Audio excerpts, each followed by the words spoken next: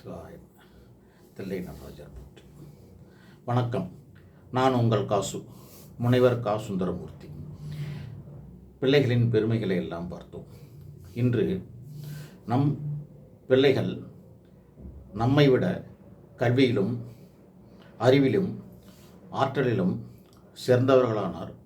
அவர்கள் நமக்கு மட்டும் செல்லப்பிள்ளை இல்லை, இந்த நாட்டுக்கு, இந்த உலகத்துக்கு செல்லப்பிள்ளை ஆவார்கள். அது எப்படி?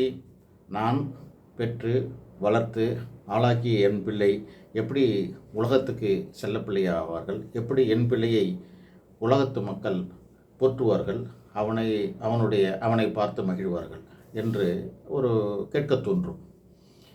அதற்கு வள்ளுவர் சொல்கிறார், தம்மில் தம்மக்கள் அறிவுடைமை மாநிலத்து மண்ணுயிர்க்கெல்லாம் இனிது என்கிறார்.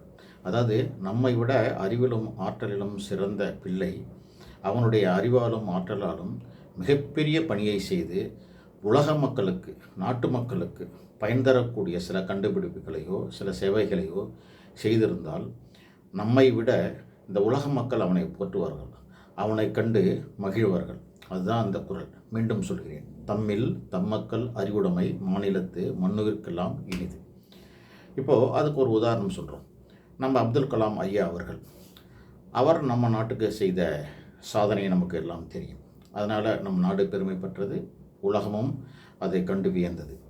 அதே போல் அவர் இந்த நாடு முன்னேற வேண்டும் என்பதற்காக இளைஞர்களையும் அடுத்த தலைமுறைகளையும் குறிப்பாக மாணவர்களையும் சந்தித்து அவர்களுக்கு பல போதனைகளை, பல கருத்துக்களை சொன்னார்.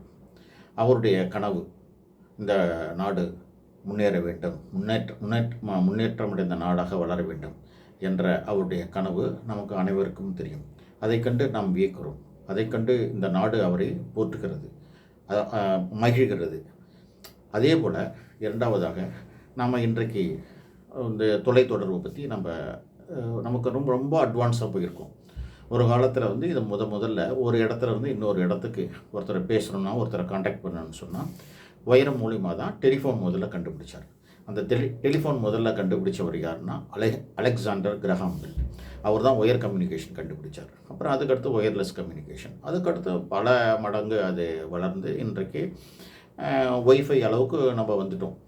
இதெல்லாம் இவ்வளவு நம்ம கையிலே வச்சுக்கிட்டு இந்த உலகத்தையே பார்க்குறோம்னு சொன்னால் அதற்கு அடித்தளம் அமைத்தவர் அலெக்சாண்டர் கிரஹாம் பெல் தான். இப்போ அவரை நினைத்து இந்த உலகமே போற்றுகிறது, இந்த உலகமே மகிழ்கிறது. அவர்களுடைய பெற்றோர்களை விட இந்த உலகம்தான் அவரை ரொம்ப மதிக்கிறது, ரொம்ப போற்றுகிறது, உலகம் மகிழ்கிறது. இதுபோல் நம் பிள்ளைகளும் வளர்ந்து அந்த உலக மக்கள் போற்றும் அளவுக்கு அவர்கள் வளர வேண்டும், சிறப்படைய வேண்டும் என்று அனைத்து பெற்றோர்களும் விரும்புவார்கள். அதுதான் அனைவருடைய ஆசையுமாகும். இனிமேல் நாம் நல்ல நன்மக்கள் பெறுவதுக்கு வேண்டுறோம் இல்லையா? அதே போல் என் பிள்ளை வளர்ந்து உலக மக்கள் பாராட்டும் வகையில் அவன் சிறப்படைய வேண்டும் என்று பிரார்த்திப்போம். வாழ்த்துக்கள். நன்றி. வணக்கம்.